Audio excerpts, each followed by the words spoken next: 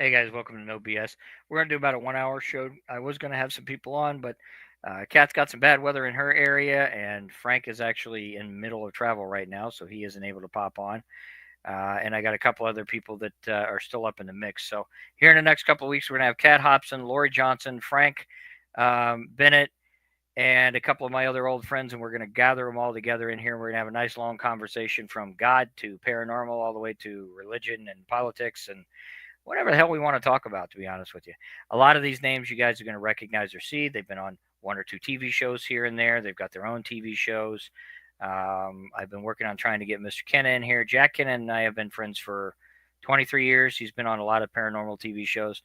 So I just thought it would be kind of nice to get a lot of the middle grade paranormal and reality TV stars and kind of see if we can't combine them all together. And we've all been doing radio shows, TV shows, all kinds of other stuff, and been seen here and there, but we haven't really had a lot of time to talk. So this will get a chance for all of us to catch up and just kind of see what we're doing and shoot the shit and say hi to everybody. So that's going to be coming here in the next few weeks. So you can, if it can work it out, Jack Kenna will be with us, hopefully. Frank Bennett will be with us. Frank will show up somewhere along the line. Frank and me go way back. And by the way, when Frank and I get on, you guys are going to laugh your ass off because we have some pretty in-depth conversations. Kat Hobson, Laura Johnson, and I got a couple others that I'm working into the mix. I won't mention their names quite yet, but if we can get them on here, they'll be awesome people for you guys to kind of jump on and go, oh hey, yeah, I recognize that face, and do some comments. And a lot of them are paranormal because I've been in the paranormal for 32 years. So at one point or another, I've either met these guys at conventions, been on a TV show with them, bought their books, had them on radio, all that other stuff. But it's fun to get together every now and then and see what we can do. Hopefully, we can add on to that list. I mean, I know people like Mike Russicker. I know you guys know who Mike Russicker is by now. If you don't, pay attention. He's done what the Bermuda Triangle. He's done the Egypt Files on History Channel. He's a really nice guy. He and I go way back when really nobody knew who he was. He was just a young artist that wrote a couple of books. But his books are fascinating. If you guys ever get a chance to read them, I encourage you. I've got one around here somewhere. I donated one to epilepsy because we were part of the Epilepsy Foundation that had all the signatures from everybody, and then I've still got. I don't know where that is. No, I'd show you if I had it, but so it'll be fun if we can get everybody on. Anyway, we're not going to talk a lot about politics this week, but we are going to mention a couple of things. Obviously, there's still an uproar here that I think people need to understand is just complete and utter bullshit. Okay. Whether you like Donald Trump or not, guys, he's not a dictator. He is not a Nazi. He does not want Elon Musk as his vice president or co-president. He is right now, to be frankly honest with you, Donald Trump is about as American as you can get. Now, whether that stays that way or not is a whole other question. We are not invading Canada and starting World War III. We are not invading Greenland and starting World War III. And anybody that thinks so, you need to seek medical help. You're batshit nuts. Okay? Let's get into this bill that almost shut the government down. By the way, just so that you're aware, the Democrats are filling you full of a bunch of bullshit. When the government shuts down, Social Security, Medicare, Medicaid, and food stamps continue to operate. This is a federal regulation that has been written since 1969. None of that will shut down. The only time that does shut down is if for some reason the government shutdown is because of one of those programs, and then that program itself shuts down, not the rest. Just so you guys are aware. Medicare, Medicaid, Social Security, and SSI are not being looked at in this bill at all. Just so you are also aware. Read the bill. It is available on Washington, D.C.'s website right now. Granted, it's 157 pages, but read the damn bill.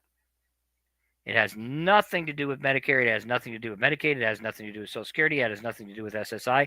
It actually does boost veteran benefits, just so you guys are aware, which is in the bill, contrary to what the Democrats are telling you. So the only people that were harming us in this bill were the Democrats. And they were stating some complete and utter bullshit and nonsense about how it was going after a bunch of crap that it's not going after, and how it's one-sided in its dictatorship. That's not the case. Now, there are some things in this bill you're going to read and go, I don't like that. But what bill is there that there's not something like that? This is why you come to the negotiation ground. And this is why you sit down from Democrats and Republicans to decide to discuss this. Unfortunately, Adam Schiff is so stuck up his ass with other Democrats that they want to be a thorn in Trump's side, calling him a Nazi and a dictator and stopping progression. So we almost had a government shutdown once again because Democrats are assholes, not because of Donald Trump. Just so you're aware. Luckily enough, Adam Schiff did cave. Contrary to what everybody said, that he caved the day before, he didn't. He said he would consider not shutting the government down because that's what the Nazi Germanist and dictator Donald Trump and Elon Musk wanted. The truth is he was losing in the first place, and it was a battle he was going to lose. So he decided to not shut down as of tonight and give another 28 days for negotiation. Personally, I think Adam Schiff should lose his job.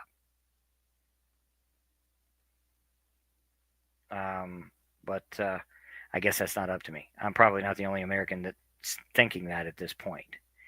The thing is, guys, why have a problem with auditing our dollars to find out where our dollars are going?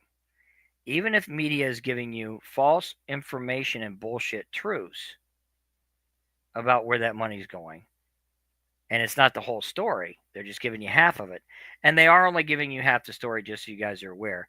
The things you're seeing on social media are showing you the ridiculous side of things, but they're not showing you the other side of things as well.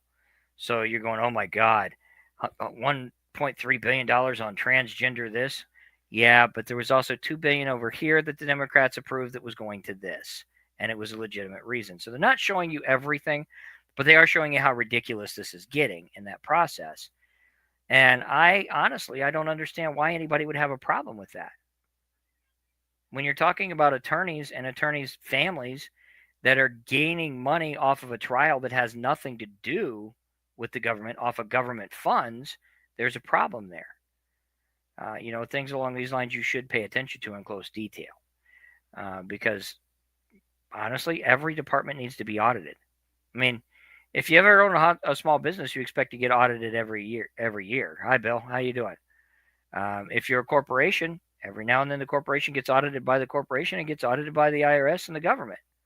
So why should the government be any different? They should be getting audited too, right? And external auditors are always used. During the Nixon trial, they hired external lawyers to investigate. During the Clinton trial, they hired external lawyers on both sides to investigate. By the way, they hired an external auditing department in Nixon's trial too, just so you guys are aware, because you had to audit all those documents to find out what he was really doing. Okay, nobody bitched about any of that, did they? They're bitching about Dodge, but they're not bitching about that.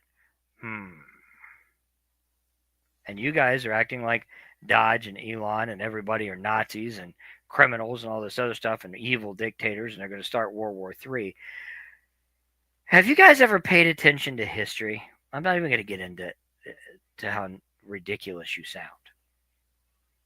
First off, a trade war very rarely ends in an actual war, so you guys are aware. Now, it has throughout history, but not by the United States. Great Britain and England had a trade war where they thought they were going to be a smartass and take over before the Panama Canal ever started. They lost, but they did control it for a little while. Spain and Italy had a trade war at one point. And America was very late in the trade wars. That's why Canada charges us an arm and a leg, by the way, because in the early days, Canada didn't like the fact that England was over here and then we won. So they decided that, okay, since the goods have to go through America, we need to find a way to fuck them. And they've been fucking us for over 100 years now. That's a whole other story. But pay attention to your history books. Trade wars very rarely end in actual physical world wars, guys. This one is not going to end up in one gun fired, because the last guns that were fired were so many years ago that we still had wooden fucking ships. Literally. Pirates were still a big thing. Okay? Now, you are still going to have some piracy in this process. It's not uncommon in Colombia and the general seas to have pirates anyway. But you're being stupid, okay? You're just being stupid. First off, I had this discussion. I'm just going to let everybody know. Let's talk about Canada for a minute, okay? The Canadian bounce back when we talk about how we're looking for even trade is, well, you're going to lose 90,000 jobs. You're going to have to talk. You're going to have to find a new way for that aluminum and steel. You're going to have to find a new way for that wood, and you're going to have to find a new way for that the fish and produce. So I'm going to break this down for you, okay? 23% of the wood, we only gained 23% of wood through Canada. It used to be 62%, but we started dropping down. Why? Because out of the 23% of the wood that we retrieve from Canada, and we do buy it every year, at least 19% of that 23% is faulty wood. Warped, cracked, or busted. Can do without that, right? Let's get into the fact that they're talking about all the electronics and steel that we're going to lose. Okay, so by the way, Canada produces aluminum for parts, and they do very good at it. I'm not going to diss that at all. The parts, however, are not purchased from Canada. So the trade that comes in through us go to Chinese factories at a percentage rate that we pay, so the factories have the aluminum to produce the Chinese parts that we purchase. Just so you're aware. We can do without that junction. We can go straight to Russia. We can go straight to other countries and purchase that aluminum. Or we can just simply purchase China's aluminum. And China can purchase it from Canada if they feel like it and still buy the parts. So we don't need that. They say we're going to lose auto jobs. And they say they hold 90% of the auto industry and we're going to lose 90,000 jobs. No, we're not. Do you know where we buy most of our cars and our car parts, guys? Because it's not Canada. Again, some of the materials from Canada are used to produce parts in the United States. But our cars and the parts are not produced from Canada. Okay? So when it's not an American car, where's our most common cars produced from? China, Japan, and yes, Europe, unfortunately. But not Canada. So all of what they're telling you is a lie. It is bullshit. They're trying to say we can't do without them. They can't do without us because they use our money and their economy to support their free healthcare and everything else. If they lose that money, they lose everything. We will survive without them. We just make a trade with somebody else. This is why China had agreed at a certain point, even though they disagreed with a couple other things, had agreed and raised tariffs on Canada because China's going, well, that doesn't make any fucking sense for you to not agree with them because it hurts us, it hurts you, it hurts everybody. We don't agree with that because we're using your aluminum to produce in our parts, and we can go somewhere else to do that, but it's cheaper for us to do it for you because America's paying for it. If America decides not to pay for it anymore, we aren't going to use you anymore, and we're going to raise rates on everything else. And they put outrageous tariffs on Canada this week. And last week, Canada got pissed off. They responded again. Now Democrats are bitching and raising hell, and they're saying, hey, look, Donald Trump's going to war.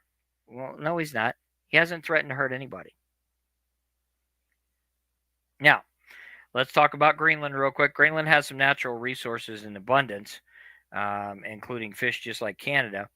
Of course, they have resources that are untapped as well: steel, aluminum, gold, silver. There's a lot of things up there. But the biggest problem was they did not want to lose their independence because Donald Trump has said, hey, United States, you could be another part of the United States. However, the conservative side just possibly won the election. Now, that's still up into debate.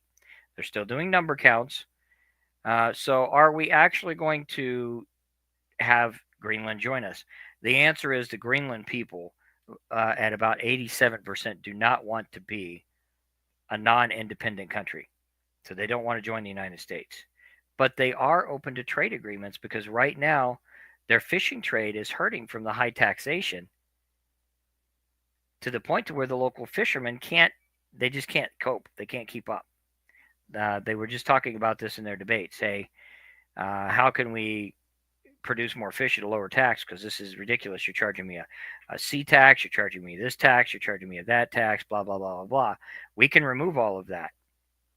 And we can pay them high dollar to get fish into our country during a time where beef and chicken and so forth are going to be seasonal or produced differently and at different cost per state again, because local farmers are making them, right? And it is going to go. You are going to see a revert. Okay, what do I mean by revert? In states that produce more cattle for beef, the beef is going to be cheaper.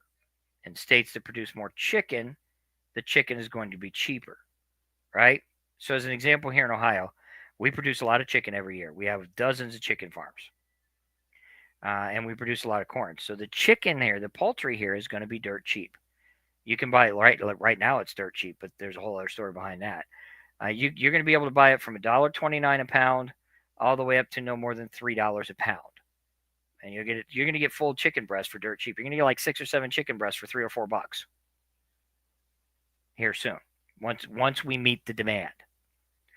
But if we have to ship that to Wisconsin, that $3 is going to go up to $7 or $8 or $9 for 6 chicken breasts, which I think is a ridiculous price.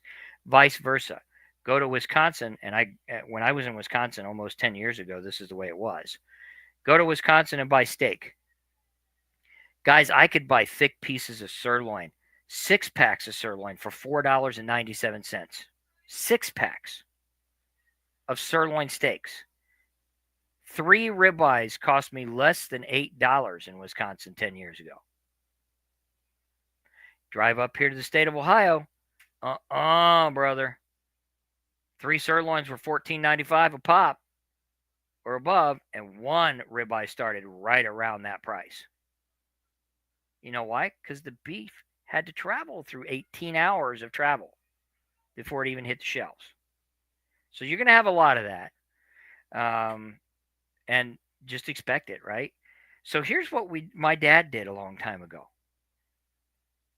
When Dad went on vacation and went to a state where meat was cheaper, he brought a cooler. And on the way home, he bought the damn meat and put it in his freezer when he got home. Right? When you can't buy from a local butcher, and you have to drive 20, 30 miles to get to the local butcher. Now we have a local butcher on every corner because we're in a small country town. But it used to be Dad would have to drive about 20 miles to get to the local butcher. When he did, he'd buy half a cow. But I could go up to my uncle's house who had the local butcher down the road, and you never had a problem with fresh beef because he'd butcher 1 cow a year, and that cow would last all year with a family of 3. So if you can't buy from a local butcher, do it that way. When you go out, buy your meat somewhere. I just did that in Tennessee. Believe it or not, Tennessee sells buffalo and ground beef dirt cheap, right? They sell Wagyu, buffalo, and ground beef dirt cheap. So I brought up like 20 pounds of that shit when I came home and put it in the freezer. Why not, right? It's cheaper there. Tobacco was the same way, by the way, and you'll see that happen a lot. Kentucky, there were regulations for a while on this from Kentucky to Ohio. You couldn't bring it over the border or you'd be violating law. But you could go right across the border in Kentucky and buy a pack of cigarettes. When I was growing up for $1.89, that's right, pack of cigarettes for $1.89. Wow, Chris. But in Ohio, it was about $3 a pack, right? So you just go over to Kentucky, across the border, and buy like 10 cartons and bring them back over here. I used to know people when I was 16 to 18 years old. I used to know people go over there and bootleg cigarettes. They go over there and buy carton after carton of cigarettes and sell them for cheaper than you can buy them in the store because of that. So you're going to see a lot of things like that happen as co-ops start to build and so forth. And there's nothing wrong with any of that. That's the way America was founded, by the way. Farmers markets, Carl and I was just talking about that. Farmers markets are going to increase on their produce. You're going to have to can a lot more. All kinds of crazy. Oh, I know. Michigan is ridiculous. But check this out. If you think Michigan's cigarette tax is bad, go to New York and go to Florida. Oh, Jesus Christ. When you get out to the Keys, you're not buying a pack of cigarettes for under $10. I mean, literally, 1 pack of cigarettes is $10 fucking dollars. And that was just a year ago. Can you imagine it now? In New York, I think $12, $13 a pop for 1 pack of cigarettes. It's ridiculous. And I get it. senators and governors and all this other shit want you to stop tobacco, so they raise the prices, stop alcohol, put regulations on it, raise the prices, can't buy it on Sunday anymore, blah, blah, blah, blah. That is the stupidest fucking law I've ever seen. Can't buy alcohol on Sunday because it's God's day. God drank wine, people. Jesus drank wine. There was no beverage out there back then except for water and wine. If you got really lucky, in the later days, you had what they called a grog, which basically was a rotten beer that had festered in a keg that was sold for cheaper. But mostly it was just wine and water. Everybody drank wine. Everybody drank water. So you'll see a lot of things like that change, though. I would expect cost on things like tea to go up and down, too, depending on where you're at. Because some states are well known to grow a shit ton of tea. Others aren't. So when you're drying that and it's not fresh anymore and you're selling it in other states, we're going state to state here. So the co-ops are going to go up and down. The prices are going to go up and down. And you're going to have that growing period, which is what Donald Trump had mentioned a little bit. We're going to have a little bit of a growing period, a little bit of a tough period here because we're going to have to shift over a couple of things. And the farmer's going to have to produce more at the same rate for a little while. And you're going to have seasonal stuff going from state to state, and the prices are going to regulate state to state now like they did in the old days. So you're going to have a little bit of an adjustment period. You aren't going to be able to go to your Walmart anymore and just buy. Because you just ain't going to be there. They rely on overseas bullshit, and we just cut it off. Milk and dairy is going to be another thing. If you're not in a milk and dairy state, your milk and dairy is going to go up. If you are, it's going to go down. Some states are good producers on milk and dairy. Ohio is okay here. Wisconsin was always okay with it. Shit, dude. 10 years ago here in Ohio, milk ran about $1.89 to $2.89 a gallon, which you could go to Wisconsin, believe it or not, when I was living up there. You could buy it for 75, 85 cents a gallon. I'm not kidding you. It was cheap. But it's a dairy state. So milk and cheese and beef is all they produce, okay? Beef cows, milking cows, and cheese. Cheese curds are plenty. If you've never had a Wisconsin cheese curd, go to Wisconsin and get them. They are the shit. All right? Don't overeat them because you'll be constipated for days. But they are awesome, okay? The best cheese in the world comes from Wisconsin. Not kidding you. Any cheese you could ever think of is there. But it's cheaper there than it is here. Cheese curds here, $5 to $10 a bag. Cheese curds there, $1 to $3 a bag. There's nothing wrong with that. That's old school thinking. Any of you that have been around for a while, you saw that. Like I had mentioned, seeding plants are going to be tough to get this year. Already, by the way, you can see that. And Ohio is an example. They should have already put out the first seeding plants, even though the weather's still going to kill it. There are none to be seen anywhere. They will probably come out in another month and a half to 2 months. And they're going to be raised up. Where you were paying $1 to $2 a plant, you're going to be paying $4 to $5 a plant. So buy your seed now and start your own seeding. Okay, I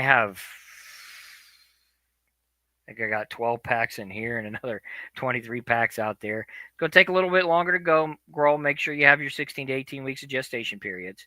You can start your seeds inside if you want. Grow them outside, or you can just start them outside and see if they work. I guess it depends on what you want to do. Pre-seeding some things works really great. Some things, it doesn't really matter. Tomatoes being a prime example, by the way. You can pre-seed your tomatoes in here, or you can seed your tomatoes. They're still going to grow at the same rate. But it's going to be a little bit of a higher cost. I would encourage you guys to garden more if you have the room. Work on planting and seeding more if you have the room.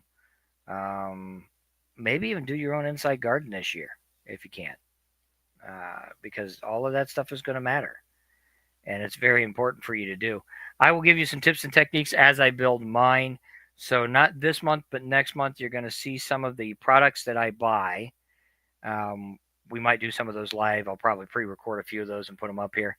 The first thing are to be above ground planters. Now, a thing to remember about planting, especially if you're in new ground, is a lot of times, like Ohio has a high clay ground, so it's a high clay substance. So you need to make sure that you gestate and really dig into what you're going to do in order to make that soil grow on a prolonged basis.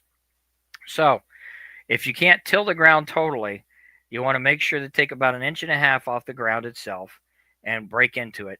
And then you're going to buy yourself an above ground planter that's at least 4 to 5 inches high. Now you're going to take a good, decent topsoil. You can find it here. I think you can buy them for $2.89 to $3.89 a bag. You do not have to buy the highly expensive topsoil. Just get yourself a good topsoil. You sell 20 or 30 bags per area that you're doing, and then fill up that thing on top of it after you've rustered the ground below it for at least 1.5 inches. If you don't ruster the ground, that root's going to be a bitch getting in. So make sure you ruster the ground. Mix the dirt in with the ruster dirt in with the topsoil, and then plant your seeds. But don't plant your seeds much more than 1/4 inch out. So about that deep. So that way the seed can gestate itself and get plenty of water. Then make sure to wait about 16 to 18 weeks after planting before you see any surfacing. Separate your seeds as much as possible, depending on the rows and what you're planting. In other words, they tell you about 6 to 8 inches per tomato plant. You can plant for closer than that. Some of them will die, some of them won't.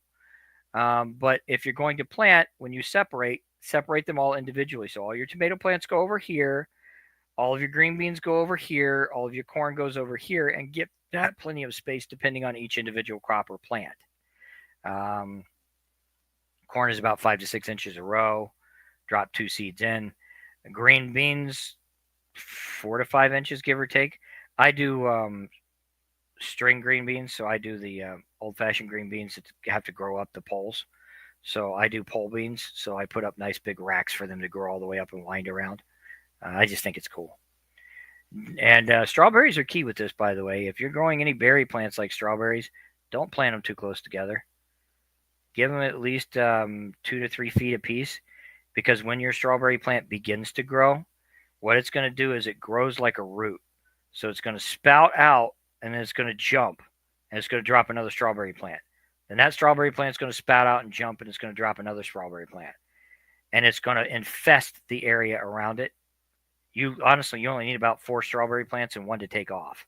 And it will infest an area in a year. And now, with strawberries, it's important to make sure that you have the right fruit fertilizers. It's also very important to understand they are not going to grow your first year. Okay, so unless you buy a strawberry plant that's already got big strawberries on it, it's going to take about 3 or 4 years for those strawberries to start producing. Blackberries and blueberries are the same way. Unless you buy a blackberry or blueberry plant that's already producing, do not expect it to produce the first year. A grape tree is the same way, or a grape bush is what I like to call it. Grapes take about 2 to 3 years to gestate and produce. So plan for that if you're doing any of those routes. Read into it and understand, because you're not going to get that crop this year. It's going to take 2 or 3 years on some of this. Some of them you are. Corn, green beans, broccoli, cauliflower, green onions, potatoes, all that shit is easy to do. And very easy to can. Learn how to hunt for wild mushrooms. You can grow your own mushrooms, but it's kind of tough to grow mushrooms. By the way, there are these nice little mushroom boxes you can buy from Walmart now. If you really want to grow mushrooms, you can do it inside or outside. They fertilize themselves and grow. All you can do is just add water to the box and hang it. And eventually the mushrooms will grow out of it. Kind of a cool little thing. I think I got 3 or 4 of them here for the winter every year. But if you can learn to hunt for mushrooms, the wild mushrooms are a great source of protein and natural design. And you can also can those. You can cook them. You can fry them. My uncle used to bread and fry mushrooms every year. He was a mushroom hunter that was crazy about it. So learn to look for wild mushrooms. Helps with you. Make sure you pay attention to your wild herbs, which do grow around all over the place. Most people don't know about. I think Carl had some garlic growing in his yard one year, and you can regrow that garlic. You can replant that garlic. Basil, rosemary, all this shit grows naturally. You just got to know what you're looking for. Licorice root, all this stuff is very, very useful. And if you need something sweet, find a maple tree. And most people, I guess, read up on how to tap into a maple tree. It's really not very complicated to get maple syrup. You just got to put the tap in and know where to drill and know how to not harm the tree and just wait for the syrup to show up. By the way, maple syrup, if left long enough, crystallizes into its own type of sugar that you can break down so that you have sugar if you ever have sugar. Most people don't know that either, but it's kind of a cool little thing to know. And if you're ever in a bind and you need a sweetener, stevia plants are actually really good to grow, but you're going to have to reseed them about every 3 or 4 years. So I'd recommend reseeding your stevia plant. But stevia plants are really easy to grow, and you can dry every bit of that stevia plant and have a sweetener as good as sugar that's more natural and healthy for you. That literally 1 or 2 leaves will sweeten a whole bucket of tea if you know what you're doing. So there's a lot of things you can plan to do on your own as this economy changes that are easy to prepare for. You just got to plan for it. And you got to understand how to do it. And there are many books out there to do that. There are many people on this network actually that can help you walk through a lot of that. I think there's even a couple of shows out there that Carl might be able to tell you about that talk about it every year. I'll show you some of that this year. I'll show you how to plant and what to do and so forth. I've been wanting to do it for 2 years now anyway, so this will give me a chance to do it. You're also going to see me do some of my projects on my home. You're going to see me solar power the top of my house. We're going to record that and show you how to easily drop for about $380 to no more than $400 a room to solar power each individual room and to be able to power everything in it. Now, when you get into your refrigerator and your stove and so forth, it's going to cost a little bit more than that. It's about $1,000 to power that room because the batteries are a little bit more expensive. I'm going to show you where to find the batteries. I'm going to show you how to utilize the used batteries so you don't have to spend thousands of dollars on new batteries. They're all over the place, by the way, and even a used battery can last you another 5 or 6 years. If you know how to regrade that battery, it can last you 10 or 15 years. So I'm gonna walk you through all of this while we're recording it this summer so that you can kind of see that and the easy improvements you can do on your house. I'm going to show you how to collect rain barrels so that you have plenty of water. As an example, I am now in a modular home. I insulate the pipes, but you may run into the same thing that I ran into where some dipshit took the external pipe for the water that comes in and put it too high, so it's going to freeze no matter what the fuck I do. Right? Now, I'm going to re-insulate that this year, but it's still got a chance of freezing because it's 2.5 inches above where it should be on the freezing ground. So what do you do in a situation? What happens when your water cuts off? How are you going to get water? Well, I have like 35 gallons of 35-gallon jugs of water all over the place around here, guys. So I have like 40-gallon jugs all over the place. But you can get for $99, if you want to buy cheaper and you get the latex ones, which just fill up like bags, for about $99 or so, you can buy pre-designed rain tanks that'll hold 50, 60 gallons. And it'll just collect the rain. And you take your drain spout, drop it into the rain tank, and it'll fill it quicker, right? So now you don't have to worry about the rain drops. You literally have your drain spout going right to your drain tank. The drain spout collects all the water and puts it in your drain tank. Now you're still going to have to filter this water. Can't drink it, right? Because all the other shit gets into your drain spout too, right? Now you've got a screen on the top of it that has a charcoal screen that already filters some of that. So you're not going to get all that gook in there. But nonetheless, when you pull it out, it's easy enough to boil and utilize as washing water for your sinks, toilet water to flush your toilets. You could actually even cook in it if you really wanted to. I wouldn't recommend just drinking a glass of it. Now, what I use most of mine for on a regular basis is filtering my plants. One of the most expensive things on a water bill is when you have to turn on that water spigot every year and let those plants get water for an hour and a half. And if you're actually fertilizing your soils properly and you're watering it, you got to water at least twice a day, right? So usually I recommend going out in the evening during the dusk hours and watering, and then sometime in middle of the day during the hottest days. Never water just straight in the morning and then expect to go home and water, because what's going to happen is you water in the morning, and then if you have a really dry day like we do in Ohio, in the afternoon your plants are drying because the water's already dried up and the soil's dry by the time you get home. It doesn't matter. So if you water it in the mid-evening, the dusk hours, and then you water it in the middle of the day, what happens is the dusk hours eat up all of it, and then you go water it about 1 or 2 o'clock in the afternoon, or set a timer on it. Then all of that dry water comes back out and runs back through. The other thing to remember is using the proper limes and fertilizers along with that. And I'm going to show you the difference between chemical fertilizers and non-chemical fertilizers this year, and the differences in how that can grow and what you can do depending on your soil.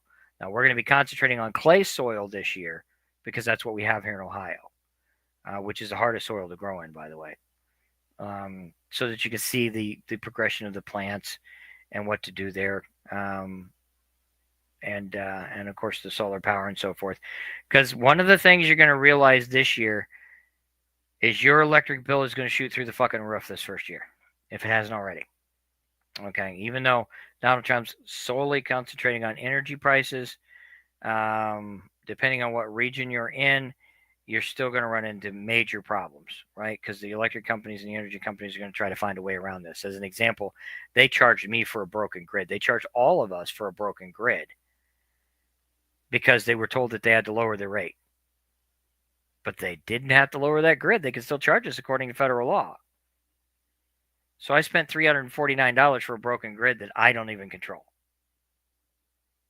along with everybody else all around me for 23 miles. So they got their money back anyway, right? Water bills charging you for water pumps that aren't yours, shit like that. It's an easy way to get around all this and self-sustain. So we're going to talk about how to self-sustain during these tough times and what you can do for easy, affordable prices. Stay tuned for all that. Some of these guys are actually going to sponsor me in this process if I get it done right. So I think I'm already working out a deal with Harbor Freight and Tool as an example, who has their own solar pieces and solar batteries and so forth. So I can show you how to easily buy their kits and hook them up. I can also show you the prices on Amazon and the difference between new kit and old kit, and show you where to go out and find solar panels. Solar panels are actually pretty easy to find, but you have to understand the differences in the solar panels and the systems that you're integrating. I know that sounds complicated, but you can't just go out and buy a 250-watt solar panel and expect it to produce 250 watts into a regulated system that may not be able to take it, as an example. So you got to know how to split the 250-watt solar panels. You got to know how to wire them properly. You got to know what regulator and integrated circuit to get into, and you got to know exactly how to split that up before you can just get what you need. So we're going to walk you through all of that, because there are 2 or 3 different devices in order to do that. And if you're monitoring your whole home, you can get a whole home device or individual devices. I don't believe in whole home devices. And believe it or not, I'm actually going to show you how to secure some of this from an EMF pulse. Didn't think that could happen, did you? But one of the ideas that one of my friends was concentrating on during the worry of all this war was a way to secure his electrical grid with solar panels. Because just so you guys know, it's great to have the solar panel, but if you hit with an EMF pulse, your system that solar panel plugs into still won't work. So you got to figure out how to cover it up and still get it to work. Well, he's created a box to go over these units that's sealed where the wires can come in and out. The solar panel itself, an EMF pulse will not take out. It's just a solar panel. There's no electronics in it. What you're talking about are chips and technologies and the boards that support that and so forth that stop in an EMF pulse. So if you can actually isolate that away from the pulse, you still have electricity. That's for the same reason guys, I tell you, with a car as an example. And the only way that an EMF pulse works, by the way, to frag things, is if the system is operational. If there's nothing going to a circuit board, the circuit board is just a circuit board. Okay? Once the power goes to the circuit board, or the power supply is running the circuit board, then it's fragged. Now, why do I tell you this? Because if you're worried about that, take your battery out of your car every night. It is that simple. The circuitry in your car only operates for a value of 6 to 12 hours of a charge. So if you're only driving once a day to and from work, if you time it right and you take your battery out every night, if you get hit with an EMF pulse, your car's still going to start when you put the battery back in the morning. That's no joke. I don't think people think about that. They just think about the electronics. But if there's no power going to the electronics and there's no backup in the electronics, which you'll notice with your car is the case because you took the battery out and put it back in. Now your radio is different. Now your electronics are off. Your clock is off. All this other stuff is off. That's because there's no power going to it. So there's nothing operating it. Then you don't have to worry about it. Now you still have to secure the battery depending on the battery. Most EMF pulses will not take out batteries, but there are certain batteries they will destroy. So you still have to secure that, just so you guys are aware. But for the most part, you're good on virtually everything else. These are all things that are little things that I should have taught you a lot before now, but I haven't taught you.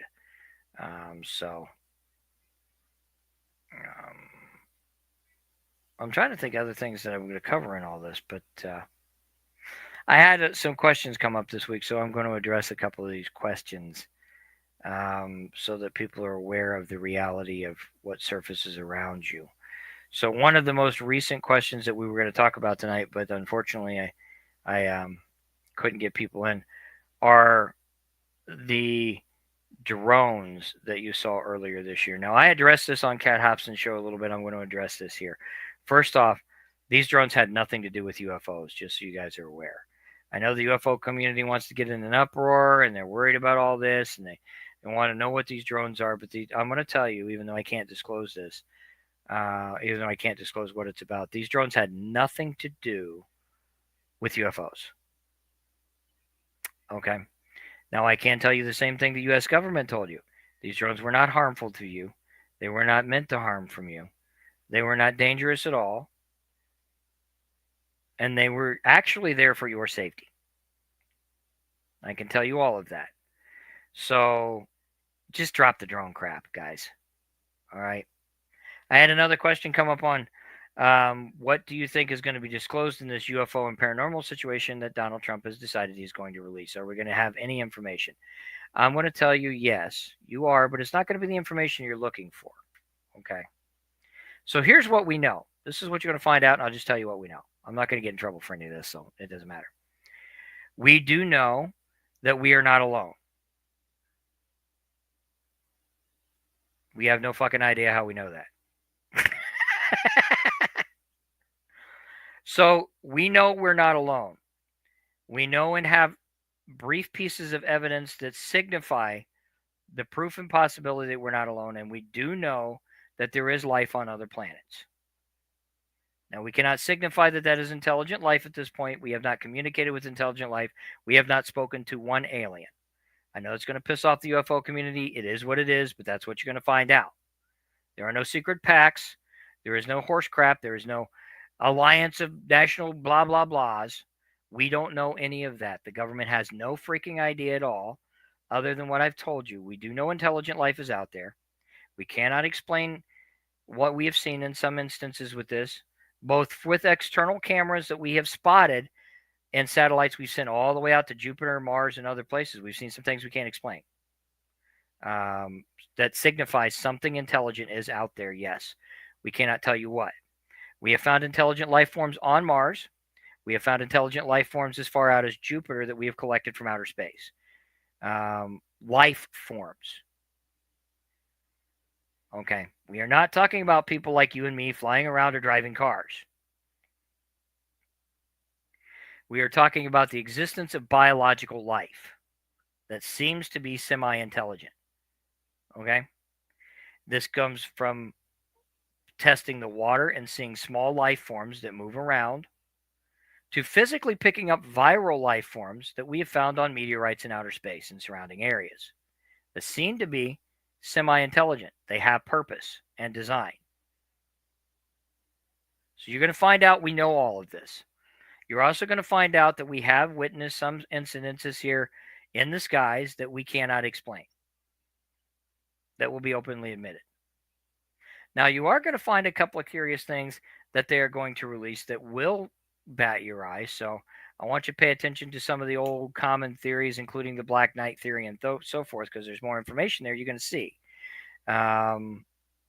What you're also going to see with these disclosures in the paranormal and UFO files are some other unique things that you always asked about, but you just kind of didn't relate to the whole situation, right? Because in the government side, paranormal is paranormal. Even though we say UFOs and UABs and all this other stuff, because the Navy's looking over here and over here, everything paranormal has always been paranormal, right? It's always went into this one group of crap, and that's the way it is. So one lady asked, do you think that they will be able to, that they're going to touch on spirituality and they're going to touch on other dimensions? And the answer is yes. You're going to see some information there that also concurs that we feel as the United States government that we are not the only dimension out there, and that there are forms of intelligence within these other dimensional decrees that we cannot explain. You're also going to see concurrence that some experiments have proven some of the theories through quantum physics that these other dimensions are tappable, traceable, and watchable, including time and space. You're going to see all of this. Now, so you're aware, 90% of these experiments that you're going to see released failed miserably. So it's not like there are secret Stargate programs that everybody wants to talk about and all this other crap. You're not going to see all of that because it doesn't exist, people. I know it sounds great, but it doesn't exist. It's not true. Okay? It's misinformation campaigns. It always has been. That's what we do. You're starting to know that now. Watch the Democrats. We fill you with false information. You find false trails. We find a few schmucks to back it up. You believe it. Okay? We feed you small bits and pieces otherwise. This is the way the government has always worked. It always will. And now it's getting uncovered because Dodge is going, why do we spend $200 million just to talk about a chicken?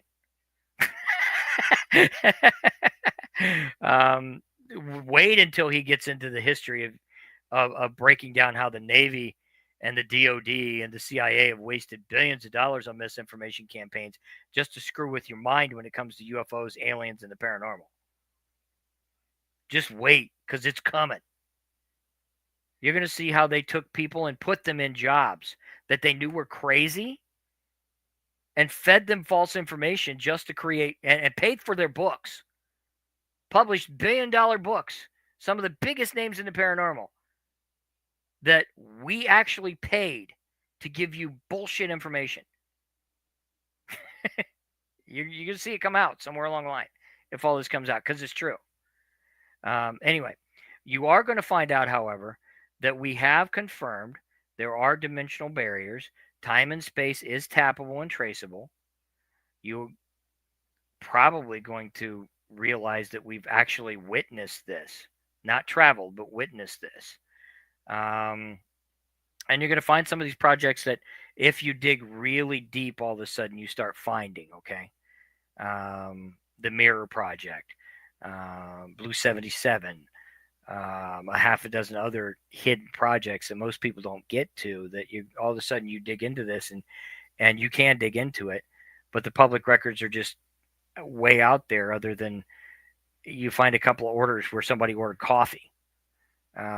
Things like that. So you're going to find out a few things that are very interesting. And I think you're going to really get a kick out of that, but it's not going to be what you think, okay? It's going to be kind of like the Kennedy files. Donald Trump's going to make everything available on the Kennedy files. He already has. Did you really find out anything? Because I really haven't yet. There's some interesting stuff in the things that they have released, and they're still going to release more, that tells you the links behind the scenes and the dangers that JFK was in, and even the CIA and local DOD and other party members were really up his ass and could have been involved. But there's still no answer out there. You're going to run into the same thing with these disclosed UFO files. You're going to find out we don't know. That's the idea of getting it out there, okay? Donald Trump's idea of giving you all this information is to show you full disclosure so you understand that the United States government is not exactly as smart as you give us credit for.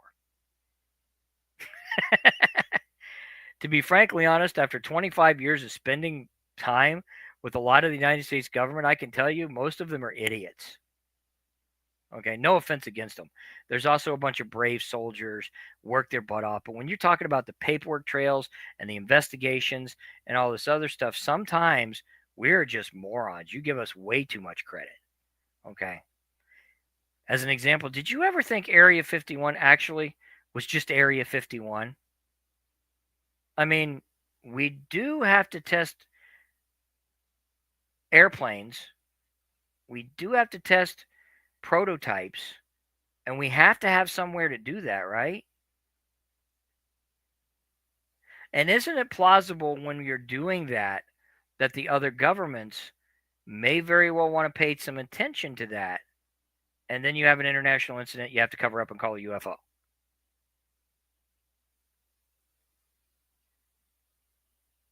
Guess what? I want you to keep that in the back of your mind if Donald Trump releases information, because I just told you something I shouldn't.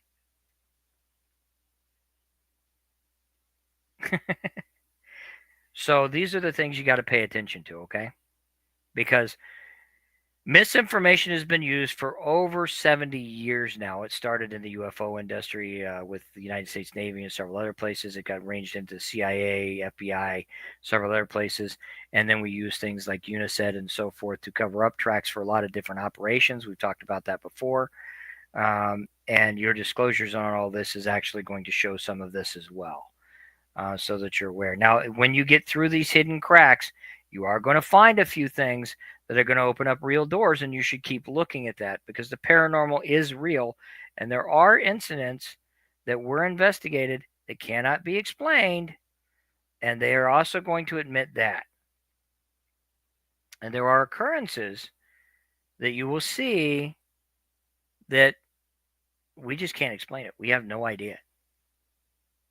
It's just, okay, that happened. And you're going to run into a couple of questions that will be answered by the released documentation on whether aliens have actually visited the planet Earth before. And you should pay close attention to that because the answer is yes. But not the way you think. Okay.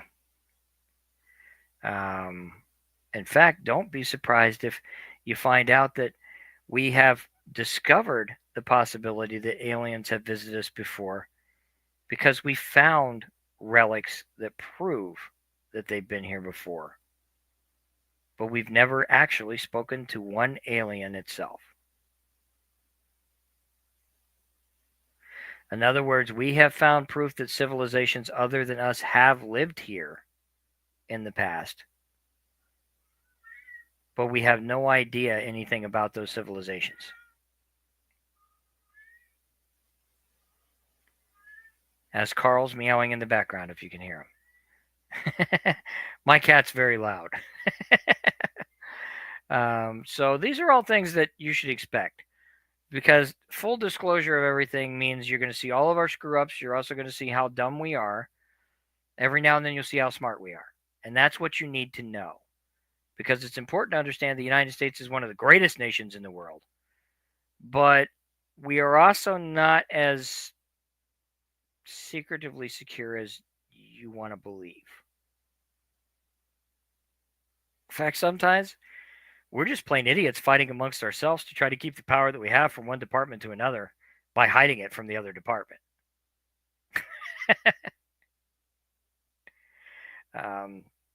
So have fun with that. Enjoy it when it comes out. I think that was one of the biggest questions that I ran into this week.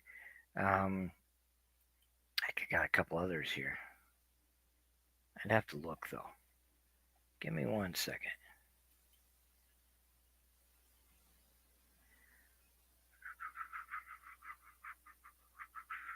I think I covered it all, actually. The CT bill. I had one lady ask me earlier this week what I thought about the new release from the overseas experiment and cross-dimensional travel. So I'm going to get into this a little bit and answer that question. It's kind of hard to break down in detail, but we all know about a year ago we turned on a big superconductor again, right, to see if we could come up with that big question on how to break down nuclear molecules and find out if other dimensions are plausibly connected to everything else. Everybody remembers that, right? We've only turned this thing on twice. Each time we've had something happen.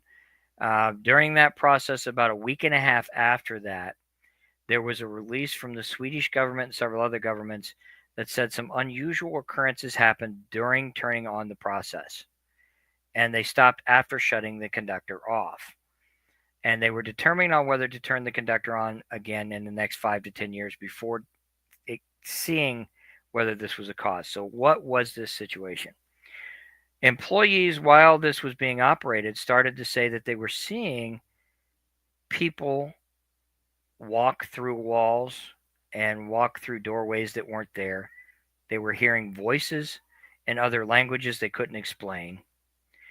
And at one point, one of the people closest to the conductor said he saw some sort of, he couldn't explain it. It looked like a strange vehicle with a man in it drive through the wall, through the conductor, and back through the other wall that he could see through, wearing a weird suit. And it freaked everybody out. So they wrote it. They released these files and said this could have just been, the fact that we have high magnetic disturbances, and that could have, maybe people weren't wearing the right materials, so it affected the neurological centers in the brain, blah, blah, blah, blah, blah. But a handful of scientists believe that, hey, guess what? We found it. We just tapped through those dimensional barriers and everything just kind of showed up. Now, what do I believe in that situation? I think they're right. I think while they were splitting these molecules, they realized that quantum physics says that everything runs in motion and is connected together. And during that process, if you excite these molecules fast enough and quick enough, or if you drill a hole into these molecules fast enough and quick enough, you're going to open a doorway, theoretically, right? But it's not a doorway like people think. You're not just going to have this doorway and you're going to see a hole and people are going to jump out or creatures are going to jump out. What you're doing is literally ripping into this quantum space of time and physical existence. And you're allowing everything at once to just kind of go like this for a brief second, because you're literally kind of reeling it all in with a old-fashioned fishing reel and bringing it all closer and closer together. So you're taking this big bump and you're literally causing it to run into each other until it goes like this. And then you're going to start seeing all this combined. Now, if you were to continue to run that too long, you're literally going to collide. What does that mean? Well, think of it this way. What would happen one day if you woke up and looked outside and you weren't looking at the sun anymore or the moon, but all of a sudden you saw there's a planet Earth over there. So close, you could almost touch it. And then you look over to the left and go, but there's another one there. And you go down the road and all of a sudden you run yourself off the road because all of a sudden the road's running right into a semi-truck that's not there that you could drive right through. Or see something floating around in the sky you've never seen before that doesn't even look human. Right? These are all possible because all these different dimensions are coming together and they're warping into each other. And now Chris is here, but Chris is also over there, and Chris is also over there, and Chris is also over there. And now people are flying spaceships. There may not even be any people. It could be actual physical aliens. And now your mother, your father, your brother that was dead before is alive because they're alive in that dimension. They're just not alive here.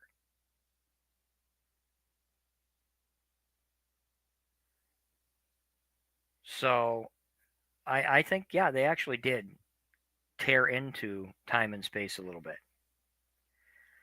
Now imagine the negativity of that. This is all because we want to see what happens with molecules and dark matter and whether we could collect dark matter, whether it's different than positive matter, whether we create new energies and so forth. What happens if you rip that hole open and you can't close it?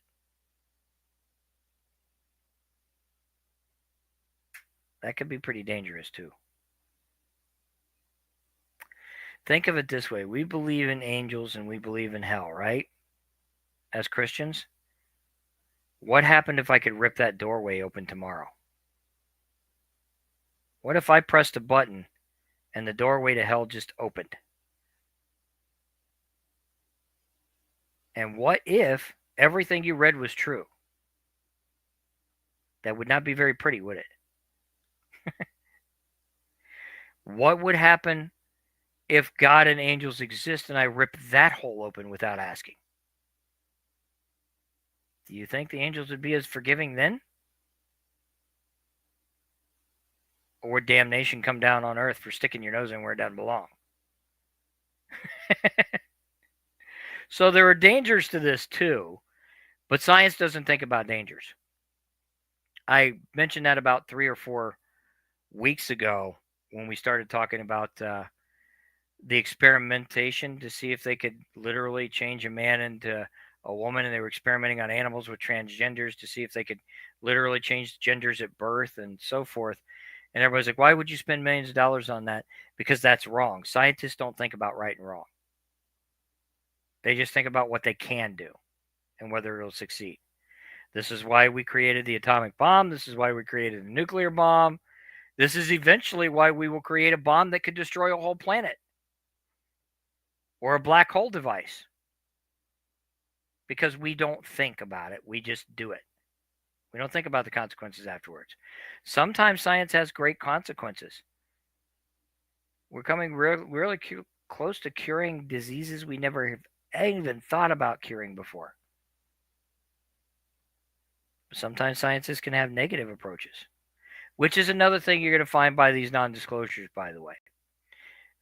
If you have ever done any of your research, most of you know what the X gene is, right? And you've heard about the government experiments with the X gene. Wanting to create the super soldier, wanting to create a superhero. And it's became myth for years, built comic books. Stephen King wrote a book called Firestarter all about it, right? That was a revolver around LSD and experimenting to try to fire up the X gene, which, by the way, LSD was actually to create the super soldier. The idealism was to use the LSD. It would control the super soldier and it would enhance the mind and it would fire off this X gene and you'd have a super soldier. They found out all it did was make you hallucinate. So they experimented on it. So the guy that got fired ended up selling it and now you have LSD on the streets. But you're going to find out that some of this stuff is real. That we did experiment on college students and we did give them experimental drugs and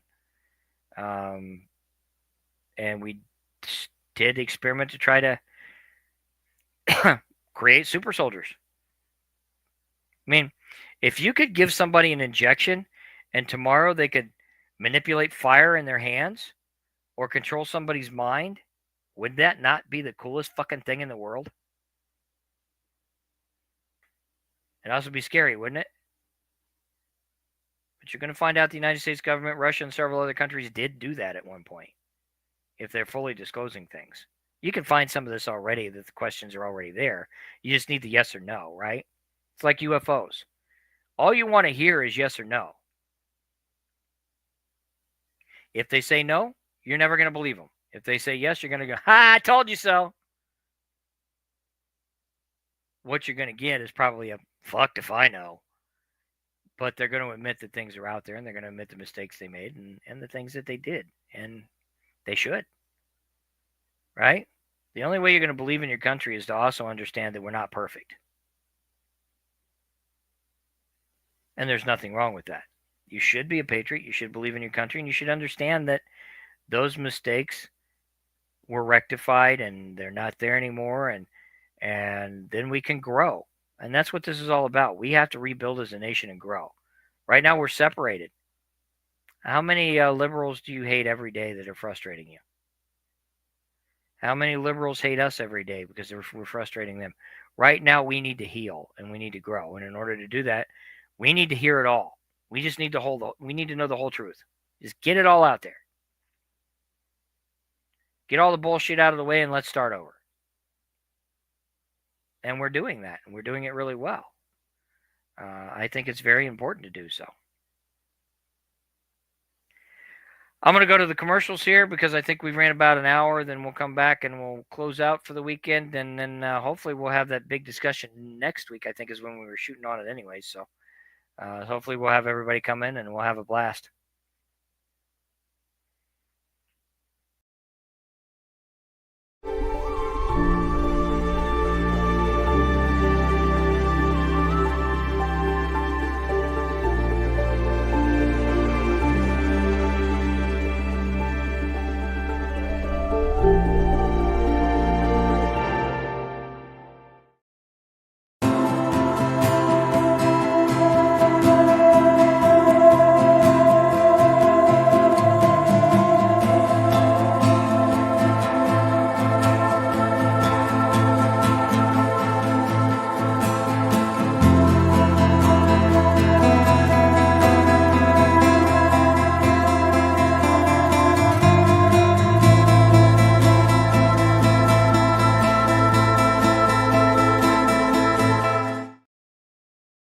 For the past 6.5 years, Paula and Gavin have traveled the U.S. to investigate the mysterious, the unknown, and the paranormal. They were always outsiders, only able to experience events through their own eyes. On their next journey, they joined forces with 6 investigative paranormal teams across the country to explore their local legends side by side. Join us as we learn the stories, meet the teams, and gather the evidence to determine if these tales are truth or legend.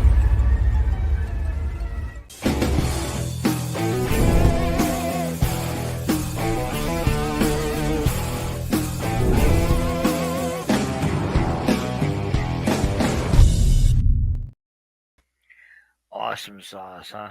So I am going to talk about a couple of little things on the closing here just so that you guys are aware and you understand what's going on. A lot of people are talking about pushing towards World War III, blah, blah, blah, with Donald Trump. He's not pushing towards World War III. However, he is doing some decisive attacks here in the next 2 to 3 weeks, several of which you're going to be reading about Monday, Tuesday, and Wednesday. These attacks are not designed because we want war. They were designed against people that were utilizing them towards war against the United States, Russia, and several other countries. But they have been utilized as attacks. So you guys are aware. You'll start reading a little bit more about that. I won't get into a lot of detail about it.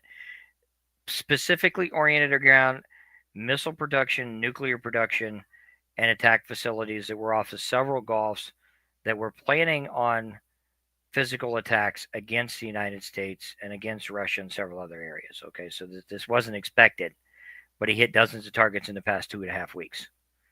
And I'm letting you know that because it's going to be a big deal here in a little while. So make sure that you understand that and you know it's not a part of war. This is something that was discussed during the Biden administration and held off on. Donald Trump in the first 52 days just pulled the trigger. Okay? Because these are dangerous areas. And if allowed to continue the production for the missile silos that they were actually creating there and selling to the opposing armies that were planning on attacking America, Northern Europe, and Russia, then it was very likely it was going to happen. Biden held off on it. He didn't want to deal with it. Donald Trump said, okay, do we have the proof? They said, yes, we have the proof. These are being produced. They're being sold to our enemies. The enemies have intent on attacking. Here's the evidence. He said, okay, let's just do it. They met with the Soviet government and the Northern European government to let them know they were doing it. Some of them were joint operations. And all 3 governments said, okay, we understand. We got the same information. We're perfectly fine. How do we want to do this? And the final agreements came out. We started to strategically strike these areas. So this has nothing to do with trade. It has nothing to do with Donald Trump's obsession. It has to do with the fact of keeping you as Americans safe and alive. Because if these nuclear weapons would have been produced and put into the hands that they were being discussed on, they were going to get fired at us. Okay? That's the bottom line.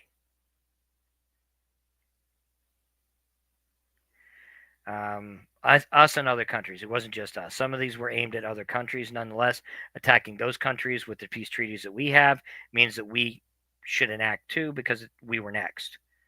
All right, so, and it's not just Russia and Northern Europe, it's several other countries that we have decided that we were defending.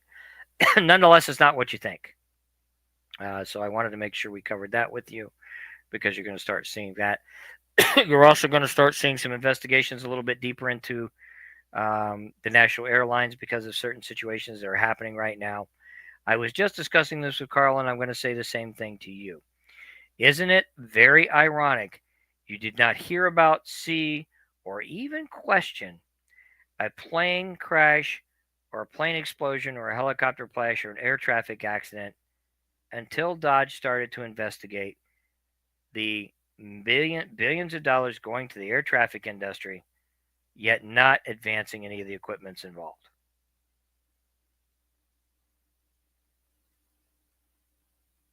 Okay. Now people are going to say, well, that's because of Dodge. Elon Musk stuck his hands in things. He was talking about new technologies. He did the investigation and said, if we find out that the monies aren't advancing these new technologies, shouldn't we have better software? I can help you with that. The answer is yes, but he did not tinker around with any software systems. He did not have access to these systems. He did not download the data to these systems. This is all a lie. He audited our air traffic and flight control systems across the United States and our airlines that were collecting billions of dollars to find out where the money was going to see if they were doing it. So everything else you have been told by the Democratic government is a lie. Believe it or not, I don't care. It's the truth. Now, isn't it ironic that the moment he audited those funds, their own planes all of a sudden started having problems? And then a false lie comes out stating Elon Musk got access to our software.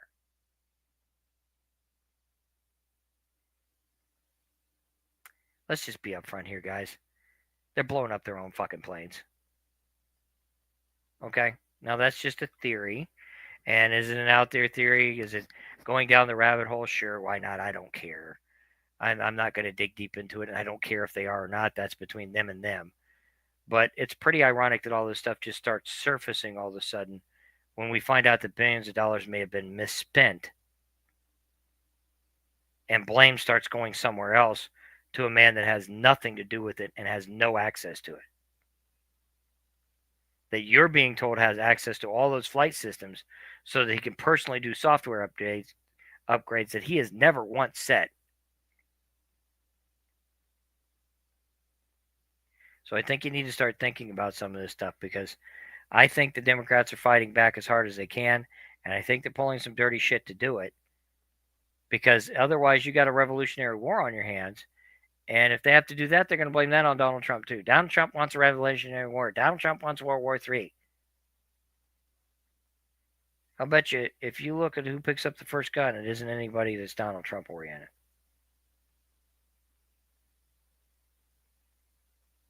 I said something here that I'm going to close with that I think you guys need to pay really close attention to.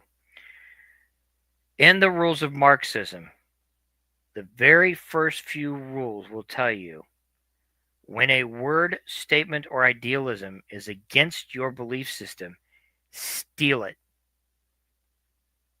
reword it, and take it for yourself.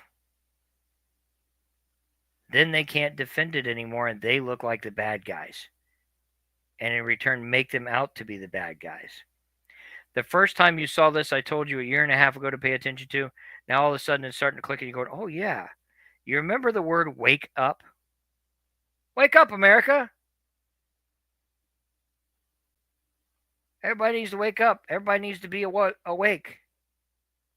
And they were saying, look, we're being screwed here. Wake up, America. Pay attention. You need to open your eyes, right?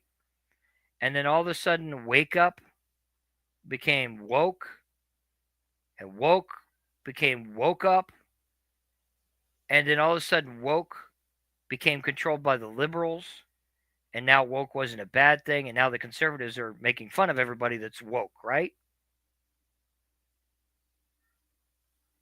Because Marxism stole the word and twisted it, tried to use it to their advantage. It backfired eventually. Now everybody woke are idiots. Right? Another thing to think about here is the word make America great again. When Make America Great Again came out, though it came out by a president that people may or may not have liked at the time, I ask you in that statement, what is wrong with it? Don't you want to wake up one day and know that your country is great again? Wouldn't you like to have lower prices, a better economy, and a better job?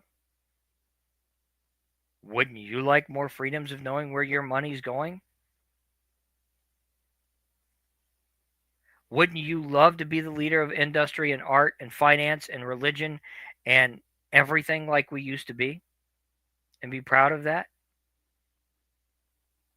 And wouldn't you like to be a part of making that great again?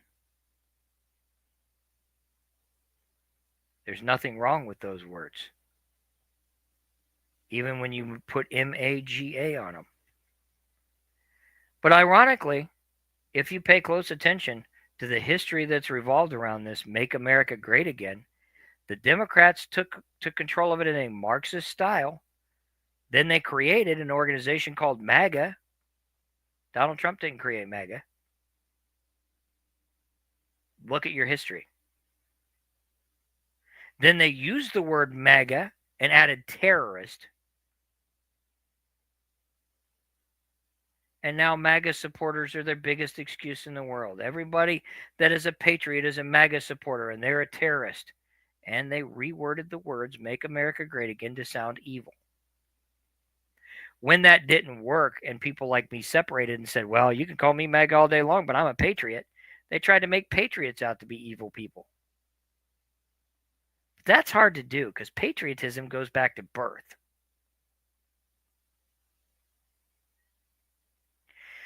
Rule number 3 or 4, I can't remember, I'd have to go through it, states, take the words for yourself and twist them around so they can't control it and make them look to be bad people because of it. Now I ask you, who's the Marxist? Democrats do that all the time.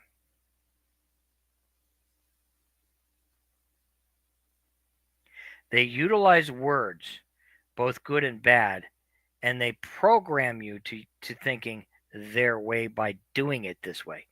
The word Nazi is one of them. Okay? Nazism is bad, right? We've been taught it's bad, right? Hitler was a Nazi. Now, if you look in your history, Nazi means a lot of different things. I'll let you look it up. We all see Nazi as Nazi Germany. We all see Hitler. We see he killed a bunch of Jews. He controlled the country. He started as a politician, worked his way up the ranks. Before that, he was a failed artist, worked with a family of, I think, clay and sculptors or some shit. He was a bricklayer, got popular, gave a bunch of speeches, and then just went crazy. That's how we see him as. And that's fine. That's what we're taught. A lot of that is true. Some of it is kind of off key, but you have to do your own history into Nazi Germany to realize what really happened. Nonetheless, he slaughtered a bunch of innocent people, and he was a bad man. Period. We know that.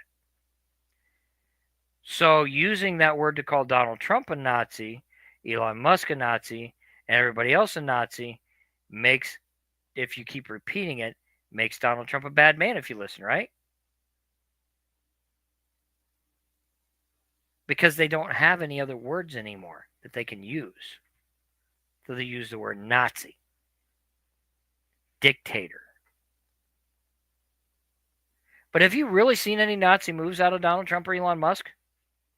Is he rounding a bunch of people off and sticking them in concentration camps and experimenting on them and killing them because they're inferior races?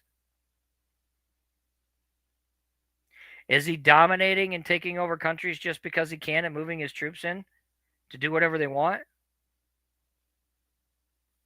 Is he really doing anything you saw Germany do during the Nazi war? Of course not. Are we almighty dictators and we're losing our freedoms with Elon Musk and Donald Trump? I mean, has your freedom of speech stopped yet?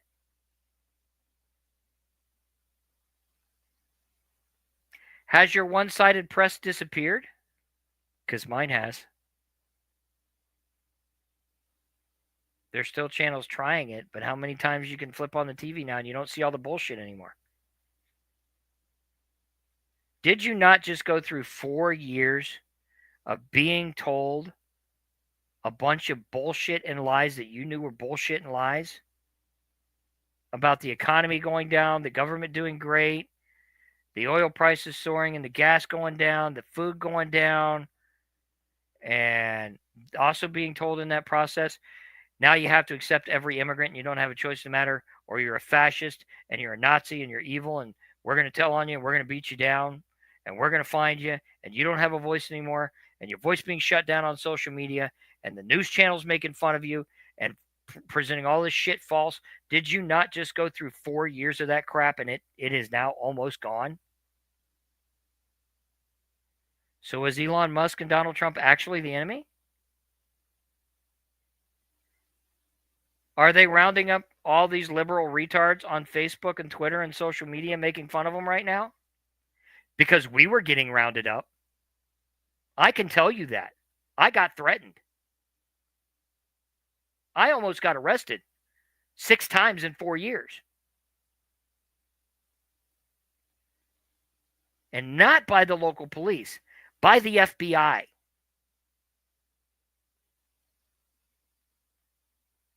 I still have video on that computer I can't show you. They came in my house. Actually, they came out right in the front doors. I didn't let them come in the house. They were threatening to come in the house. I didn't let them come in the house. I walked around the side of the house and talked to them. But it's all recorded. And I've been told if I release that, I'll go to jail. None of that's happened so far. None of that's happened to any of you because it's not going to happen. They're not the enemy. They're not the dictators. They're not the rulers. You may believe that Donald Trump is a very evil man and he's going to destroy the world. Well, here's a newsflash. I believed Obama was a very evil man and he was going to destroy the world. We're still alive. Still think he's a bad guy. And we're still going to be alive in 4 years when we're better for it. Because of Donald Trump. Whether you like him or not. The point of all this is get off the high horse and stop the ridiculous bullshit. It's time to come back to earth. I'm getting told don't go down that rabbit hole because I'm telling the truth. I don't have a rabbit hole, people. I don't go on the dark web and see all this other bullshit. I don't care about any of it. I don't have a rabbit hole. For the past 4 years, I have been sitting on information because of my jobs I can't say anything about and been threatened more than you could ever imagine and been scared sometimes for my family and myself because of a controlling government that wanted people shut up. That's not a rabbit hole. It's truth. I'm telling the truth. Zuckerberg's telling the truth, whether you like him or not. He just went through 4 years of hell, and he's higher up than any of us, okay? He just went through 4 years of hell being told he was going to go to prison if he didn't abide. Which one's the Nazi here? Which one's the dictator here? Because this one so far in 58 days has given you more rights, lowered your gas prices, lowered some of your food prices, opened up trade in other areas, came close to a peace negotiation between Ukraine and Russia, which couldn't be done in 4 years, told you he's going to disclose everything he can for free in 58 days. Now, in 4 more years, we may not see it that way. But until then, you people don't have a damn leg to stand on, so don't stand on that leg. Shut your mouth. That's the point. Live in the real world. Okay, brighter note before we leave. Next week is going to be a more, hopefully a warm week. We're starting to get into summer. We're starting to get out. We're starting to enjoy ourselves. I want you to concentrate a little bit on what you can do for yourself this year in a changing economy where there are going to be some struggles and there's going to be a lot of easier things too. Don't let life get you down. Don't believe that you're second best. Believe that no matter what challenges you run into, you can succeed and you will as long as you allow yourself to do it. Spend time with your family. And if you have any questions you need a motivational speech, give me a call. My number is right on Facebook. You've got my messenger on Facebook. Feel free to, if you need something to boost your spirits, call me. I'll be here for you. You've been listening to No BS. Have a great night. Enjoy yourselves. I'm going to go eat me some pie and Coke.